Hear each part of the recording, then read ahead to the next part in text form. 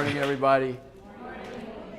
Well, Malik, what you don't say, and I think what everybody knows here, is that when you call, you kind of have to answer, and you kind of have to go along with it. So it was easy.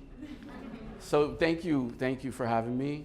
Thank you, Malik. I also just want to say thank you to Edwin and Adley for the setup and everything, and also to Fairchild and Madi for Luminaire and being here. I drive by here every day. It's nice to come inside and see the beautiful objects and things that are related to craft, especially. And that idea, like we talked a little bit about it, and you kind of said I could kind of ignore it a little bit, so I kind of ignored it, but I also want to address it just because I think it's cool and it does dovetail into some things I'm going to say. And the other thing that I want to point out right now is that, as Malik mentioned, I mean, I wouldn't be here if I wasn't the director of the Perez Art Museum Miami, probably, right?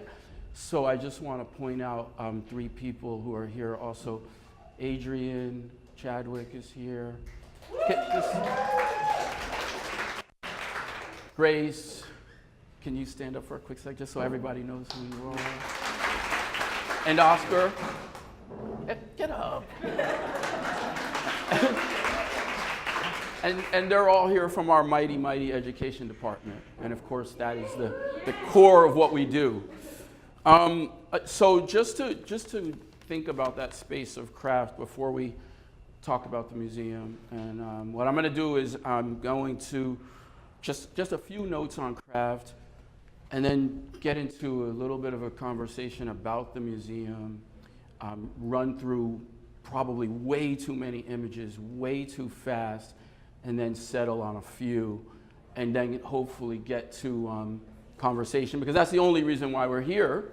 Dialogue and conversation. It's the only way that Malik could convince me that I actually had something to say this early in the morning to a group this large. So I look forward to it. Craft, when I think about craft for me personally is something that old jazz players and old abstract painters would talk about. And invariably, it would start off with the craft. You know, like it was this deep, mysterious kind of thing that probably involved like a smoky nightclub or a studio that's filled with paint splattered all over the floor. Craft makes me think of it, of sometimes it's used as a derogatory term, right? You're not making art, you're kind of just doing craft. And we think about that a lot in terms of, I think right now there's a healthy conversation once again. It seems to be cyclical, but maybe it'll stick this time. But we think about it a lot in terms of artists who are considered to be self-taught. Sometimes we call them folk, sometimes we call them outsiders. A new term is outliers. But at the crux of it, it's often been used to say that they make craft instead of making art. I guess at the end of the day, craft is what we all aspire to do well and what we care about. So that said, I think for me, craft began as a way of thinking through curatorial ideas, and curatorial ideas in terms of making shows. And I think, so when I started thinking about craft in relationship to being a curator, that was, 25 years ago, a little more. And curator did not have the sort of cultural impact that it does now, where we apply it to your playlist, your choice of food for lunch. It wasn't used so broadly. For me, it was very specifically about making exhibitions. And so I thought about it in that context.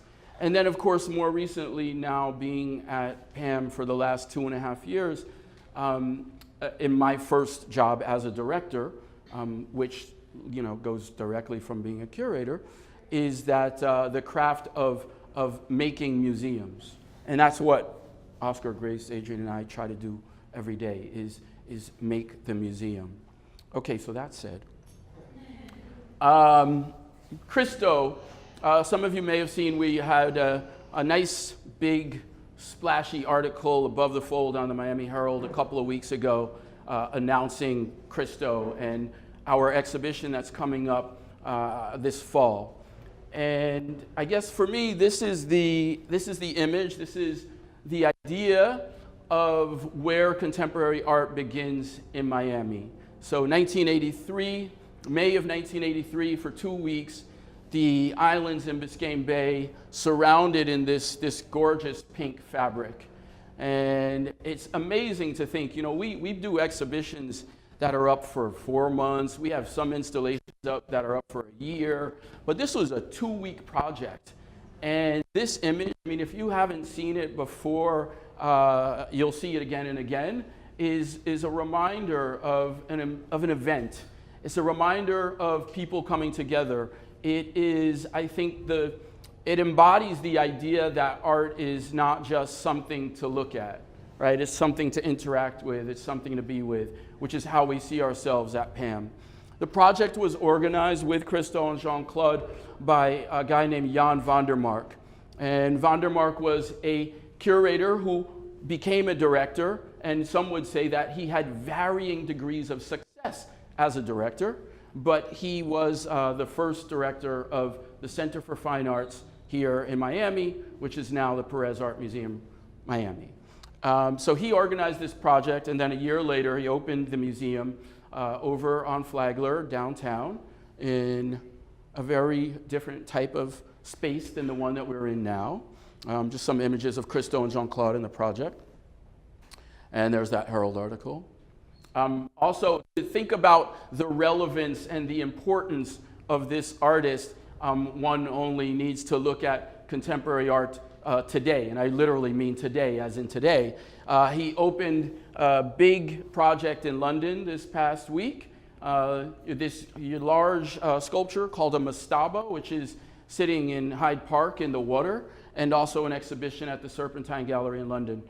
So to think that, you know, his partner died not so long ago, but to think of this artist who, by the time Miami happened, had already had a degree of success, continues to have this huge impact upon people. A picture of van der Mark from that time period, and referencing to the opening of the museum. And that's, of course, our space, which now houses the History Museum Miami.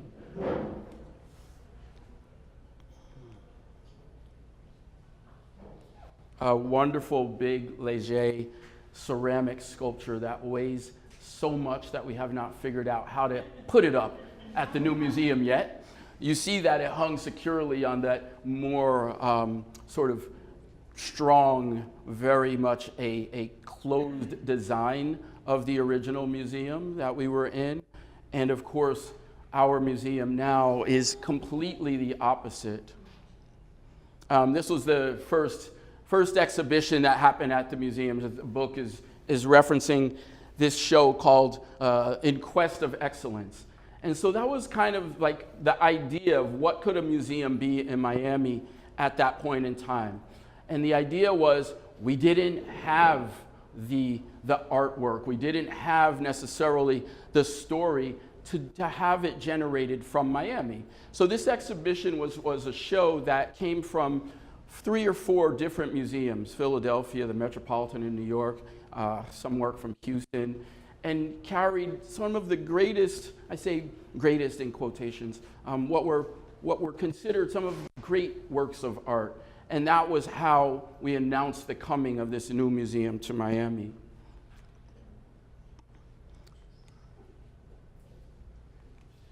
I just want to make note of an early exhibition.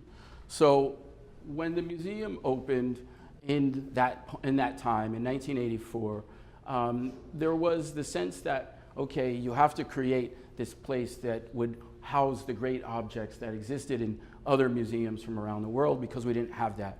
And the idea was that the museum would function more like a Kunsthalle, this idea that the art would come in and go out, and you would be there just for shows. And this was in deference to the Low at the University of Miami and in deference to the Bass on the beach. The idea that you didn't need to have another institution that collected art. Of course, now in today's world where we have another museum or center down the street, and we have the MoCA, we have discussion of many different museums and many different centers for culture, specifically around visual art in Miami. I don't think it's enough yet. Some people would say it's too much. We are also, of course, known as a city where we have probably the highest per capita, I'd say, collector-driven art gallery system, right? So we have the Bremen down the street, I mean the ICA. We have the Dela Cruz down the street. We have the Margulies Warehouse. We have the Rubel collection on 29th Street, about to hit Alapata and turn Alapata around, right? Because when art and culture and museums come to town, it means that things are going to get better, right? And things are going to get developed. I'm kidding. But we want to have an impact. And so when I allude to the idea of having an impact in terms of civic engagement, the idea of having an impact on development, this is what we aspire to be. And this is where some of those ideas come from. So I didn't mention, because in a way it's lackluster, but that original building was a building that was done by Philip Johnson, who's considered one of the premier architects of modernism and especially of American architecture. In this case, it's probably one of his lesser known buildings. And who knows what will happen. Of course, we have the History Museum there now. We have the library there. So it has functioned as this center. And the thing that I find interesting about its placement over there is that it's right next to Government Center and all of that kind of traffic, which is really about civic engagement, which is about community. So the desire to situate the museum as a partner in the community was there from day one, and to varying degrees of success or not. I pause on the Soto because I also want to say that there was an idea in Vandermark's mind that in order for us to be something, or to put forward a view of what a museum could be in Miami, we need to identify, and in particular identify, I would say, with Latin America at that time. And he was, I think, kind of prescient in thinking about, well, we need to establish that sort of symbolic energy. So this Jesus Rafael Soto was one of the earliest exhibitions at the museum. This piece, or this show, Sacred Arts of Haitian Vodou, is one of the first exhibitions that accompanies our becoming Miami Art Museum. So 10 years after 1984, in 1994, we became Miami Art Museum. We grew up. We didn't care about the Low and the Bass anymore because we had already created a system of collectors and people who cared about us, and we said, we're going to collect.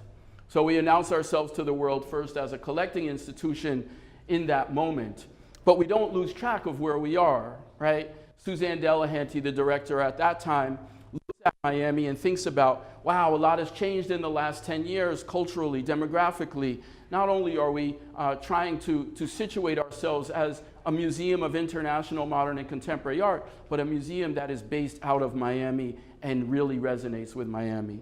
Thus, and I'm using this as somewhat as a surface idea, but it really is the heart of who we are. So we want to be in conversation with the Caribbean. We want to be in conversation, obviously, with Haiti. So this is it was a huge show. It started at the Fowler, but it came through Miami as it had to. And now I need to run through some images a little bit quicker. Ana Mendieta is part of that conversation. Alfredo Yar is a big part of that conversation. Lorna Simpson, 1997. This is actually the first piece that we bought, although we became a collecting institution in 1994. That was all out of the largesse of many people who cared about the museum and chose to donate works of art. But this was the first piece that was actually acquired. Now, we make a big deal often in the media today about the presence of, say, African American art within our museums, right? So a big conversation recently is the Baltimore Museum of Art choosing to deaccession works by artists like Warhol, Rauschenberg, Rosenquist, in order to buy more work by artists of color, and in particular women. So this is where we begin, right? Black, female, Lawrence Simpson. We honored her at our gala last year, 2 years ago. And this is where the collection begins to take hold and to have a real defining character that is quite unlike other places. Al Held was actually the very first piece that came into the collection. It just passed through Rauschenberg, a little Carrie Mae Weems. 2008, I did an exhibition called Neo Hoodoo, Art for a Forgotten Faith. And like the exhibition from the Fowler, the Vodou exhibition, in my mind, this exhibition was in conversation with that and needed to come to Miami. So for, I don't know, about a year, I would come here and badger. It was Peter Boswell at the time, and Terry Riley was the director. And just to make the case that this exhibition, and it's an exhibition that was about the intersection between art and spirituality, but it was only artists who were from our hemisphere, right? So we can acknowledge that Europeans have a relationship to art and spirituality. We can acknowledge that there is this conversation that is around the world, but only here do you have this synergy between, say, Catholicism and what happens in the Yoruba religion of West Africa. Only in this hemisphere are you going to have Candomblé in Brazil, Vodou in Haiti, Santeria in Cuba, and elsewhere, to have that kind of synergy or that kind of conversation. So that's what the exhibition was about, and obviously for all of the many reasons had to come to Miami. So that is to say, I had an inkling of this place as a cultural center and a specific reason or desire to think about the potential of what a museum can do and can say from this specific city, from this specific place. A couple other exhibitions that resonated from the Miami Art Museum moment. And then, of course, a picture of our museum now, designed by the architects Herzog and de Meuron, who also have done the wonderful garage 1111 on the beach, and other incredible things, extensions at the Walker and museums around the world. As far as view goes, as far as sighting goes, I don't think you get that much better in terms of looking at museums around the world. It's incredibly beautiful from this view, right? Right? But this isn't the view that is. It's not the view that we get to share with everybody all the time, right? You have to come in from Biscayne. You have to come through your car on the back or on some sort of vehicle the back way, or better yet, you took the Metro Rail, and we're advancing that conversation as quickly as we can. And so you're coming in from a completely different point of view. So obviously every day, and thinking about civic engagement, I would like to engage our commissioners in water taxis, and eventually this will be the front of the museum because Miami will have to be that kind of city, right? Just an overview. And of course I passed the overview, but of course we now share a campus with the Frost Museum of Science, which only opened a year ago. So we are all in transition. It is still such a dynamic conversation. The Arch Center, which we look to as being a sort of landmark, been there forever, has only been there for 10 years. The Frost for 1 year. So we're all, I think you can't lose lose the idea that we are all in a position of incredible creativity and the potential for doing things differently, which was the other reason why I said to Malik, Creative Mornings, yes, of course, of course. We opened with a big Ai Weiwei exhibition. We showed Amelia Pelaez because that is who we are, and we must. Artist originally from Cuba, a great modernist artist. It goes on. A little bit of a photography exhibition. Hugh Locke, For Those in Peril on the Sea, which is up now again. Another piece that is incredibly symbolic of our space. I think the way that we talk about it, or the way that I talk about it, is that, museum dedicated to international modern contemporary art, as we have always been, and picking up on the foundations of who we are, is that we want to be the very best at presenting the work of Latin America and the Caribbean. And I think that includes a view towards the African diaspora specifically, which this piece for Hugh is all about. Artist whose family is from Guyana, but who grew up, or born in Edinburgh, grew up in London. This idea of conversation between the Atlantic is very much what his work is about. And it's just a killer piece.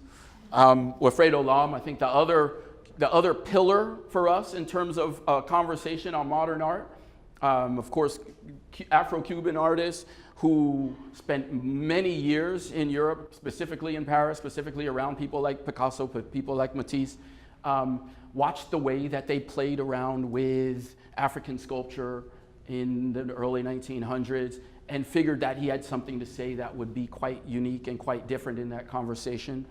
So engaged in that and created many different kinds of work. And this is still relatively early and something that we would describe as being more a part of a modernist conversation than what is characterized as his most symbolic work, which of course is an absolute merge between that idea of a African and a more European presence, a conversation that might have resonance in both places. And he synergized those. Pelaya's again. Edward Duval-Carrier, who many of you know, lives up the street, and artist who is dear to us, and we're lucky we get to pass through the work right now at the airport as well. Jose Bedia, another pillar of this moment, who also has been here for many years and has influenced many artists. Caribbean, Crossroads of the World, an exhibition that was also early on that gives you a sense of who we think we are, who we think we should be. And Adler Guerrier, another Miami artist. Firle Baez, exhibition that was up 2 years ago. Nari Ward. All of these artists have a distinct reference point or resonance within the collection and within Miami, and with the discussion on contemporary art from not only this region, but in this moment around the world. Doris Salcedo from Colombia. I didn't pull this picture. I just love this picture of Edwidge. Basquiat, The Unknown Notebooks. Obviously, somebody that has a real resonance here in Miami. Julio Leparc, a show that was up almost 2 years ago.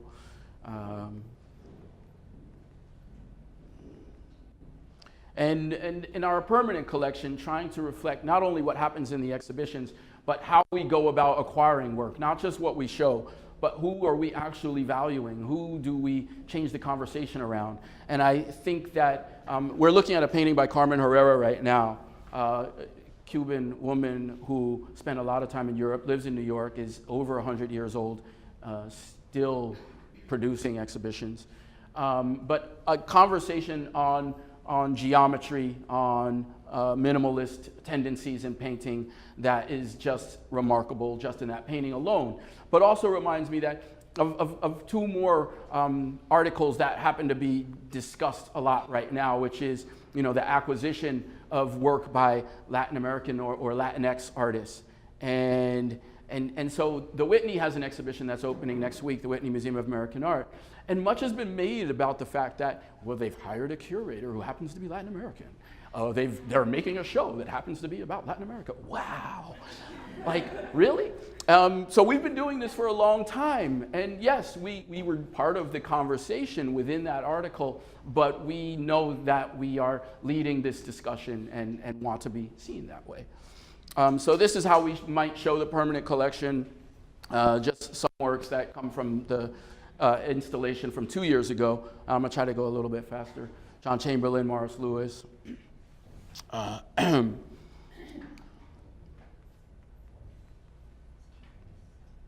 and then the current installation right now.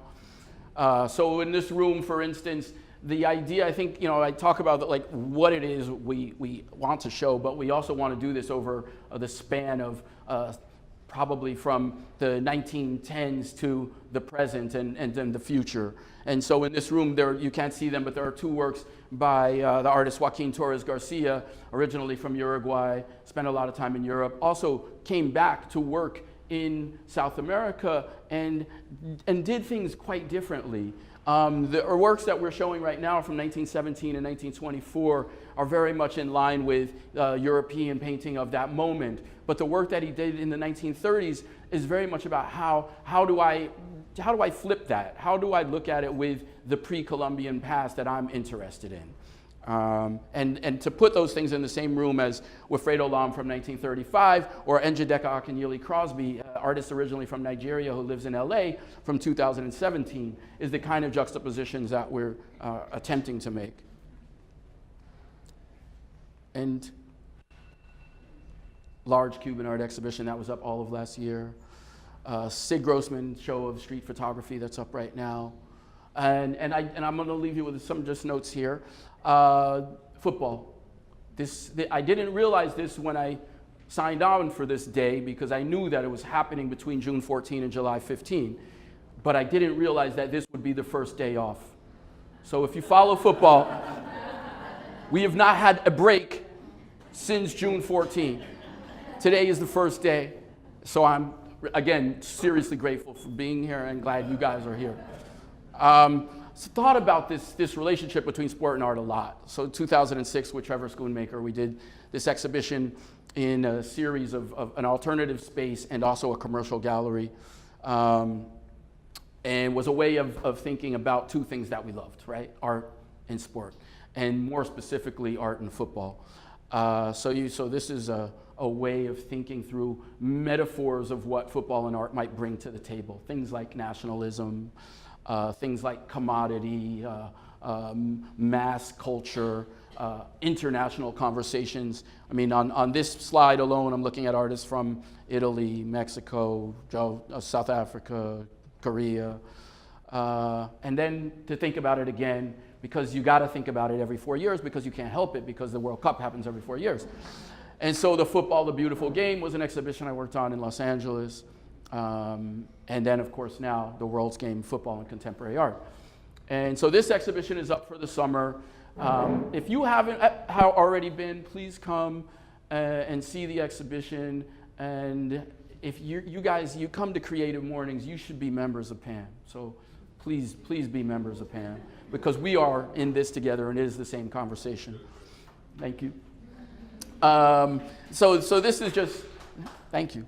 This is just the beginning of the show, and I'll just speak briefly on a few pieces. What you're not seeing here is a work by Miguel Calderon. And of course, at the heart of what we do is art, and artists, right? We all believe that creativity, innovation comes from thinking that is often generated from artists.